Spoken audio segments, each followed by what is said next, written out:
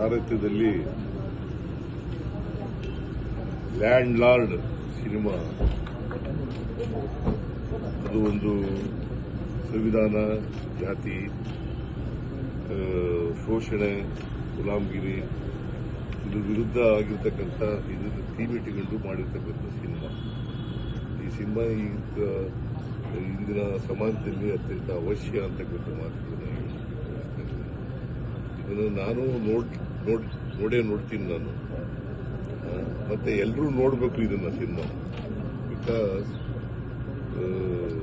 ಈ ಇವತ್ತಿನ ಸಮಾಜ ಯಾವ ಥರ ಇದೆ, ವಸ್ತುಸ್ಥಿತಿ ಯಾವ ಥರ ಇದೆ, ವಾಸ್ತವಿಕತೆ ಯಾವ ಥರ ಇದೆ, ಅದನ್ನ ಚಿತ್ರದ ಮೂಲಕ ತೋರಿಸ್ತಕ್ಕಂಥ ಜನರಿಗೆ ಪ್ರಯತ್ನ ಮಾಡಿದ್ದಾರೆ.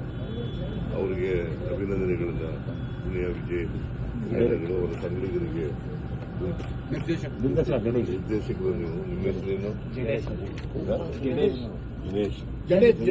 ಗಣೇಶ್. ಜಡತ್ವ ಇರ್ತಕ್ಕಂಥದ್ದು